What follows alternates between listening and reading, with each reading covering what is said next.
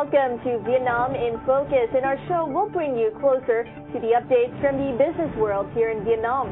And also meet many faces and voices of market players and policymakers in the country. I'm Quốc Khánh. And I'm Thu Dương, and you're watching Vietnam in Focus. Vietnam's technology sector has grown rapidly throughout the last decade. Figures from the National Statistics Bureau show that the number of Vietnamese using the Internet has grown significantly following the country's integration into the global Internet market in 1997. In 2004, when IDG Ventures started to invest in Vietnam, less than 3 million people were using the Internet. After just 7 years, the number is tenfold, and it is estimated to reach over 30 million by the end of 2011. Another indicator of the potential for developing the technology industry in Vietnam is the steady growth of Vietnam's mobile phone market.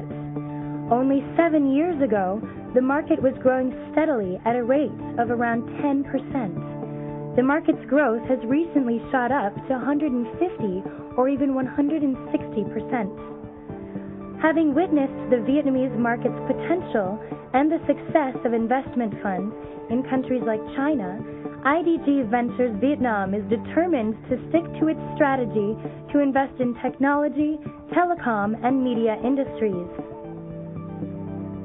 Henry Nguyen, thanks for joining us. Thanks for having me. So you helped found IDG Ventures Vietnam in 2004. That's right. To invest in the tech, media, and telecom space in Vietnam. At the time, there was very little development in any of those fields.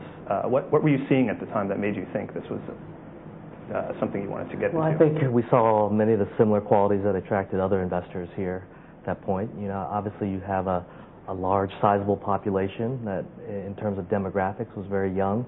It was an up-and-coming country in terms of a really steady level of development that had been happening over the past 7 or 8 years before 2004. And really what we saw was, in essence, a market that was being underserved in terms of media, entertainment, technology. You know, if we look back then in 2004, Vietnam had, by an estimate, less than 3 million Internet users when we started. Right. Today, you know, a little less than about 7 years later, that's grown almost tenfold.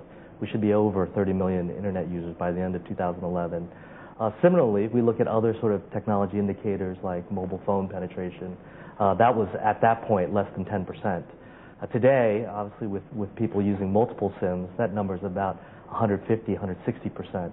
So that growth has also, in many ways, actually outpaced the number of Internet users. Right. Is that the sort of thing you were expecting, or has it surpassed your expectations? Well, I think obviously we got started early here and we're pioneers in these particular sectors, but we did expect this level of growth. We'd seen it a lot before. We'd seen it in some of our other investment funds, particularly in China, right. Where in essence you had a market that was a decade ahead, and we started making investments in China in the early 90s.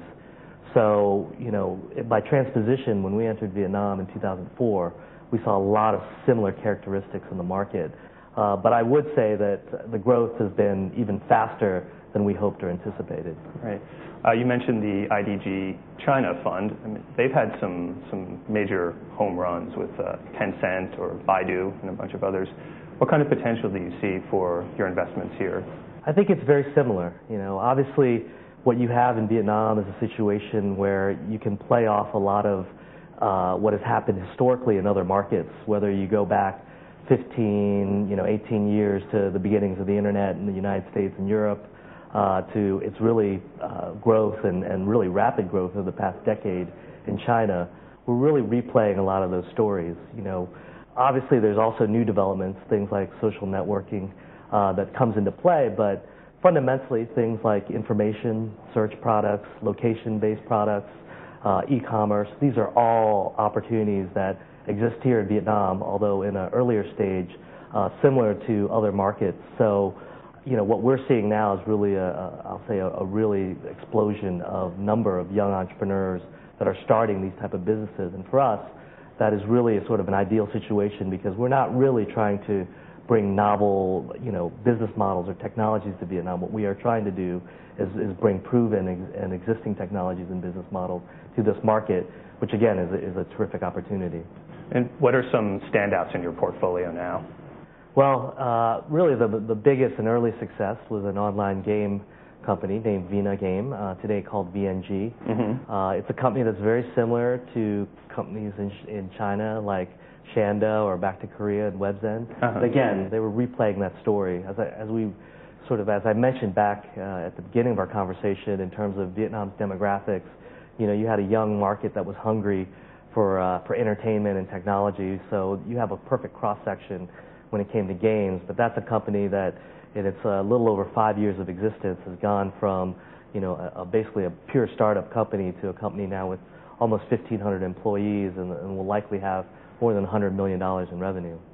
You're actually starting a new fund. You're starting the fundraising process now. And what's the focus of that going to be? Is it going to stay in the same sectors? Are you expanding somewhere? We're pretty much staying to the core of what we do. We've always really been focused on the consumer market here, and obviously the media, tech, and telecom market here. I guess in shorthand, you could say we're again continuing on that consumer, media, and technology angle. And in that, we also have interest in things like healthcare, education, things again that are serving the local population, the consumer market here, that as Vietnam continues to develop and more wealth is created and a larger middle class is created, they have a greater demand for really services and goods that we hope some of the companies we work with will be able to capture that market. What about some of the challenges you face? There are users, but what about monetizing the users? I know, for instance, Vietnam has only like 4% of people have credit cards here, so that affects e-commerce. Online ad spending is still relatively low. How do you think those things are going to play out? Obviously, there are big impediments. We talk about investments in e-commerce, but today it's not the e-commerce that I would say customers in the U.S. or Japan are used to, where you really have end-to-end fulfillment, payment that really occurs online. Today you kind of have really e-commerce as product search and information search, price comparison, but people are still transacting directly, whether it's COD, whether it's going, researching merchants and going and purchasing live. So, there are always going to be those type of impediments in an emerging market like Vietnam. I think the challenge for entrepreneurs then is how you overcome those potential barriers. And when you figure out those solutions, then those are the opportunities that really allow companies to establish a market leadership. Again, I think sometimes not having those payment mechanisms can even be an advantage because, again, to bring up our example of talking about online games, that's a business model where you're collecting money up front. You're creating those prepaid scratch-off cards. Right. So in that instance, there's an existing channel that you can sell through because, again, most mobile users here are prepaid.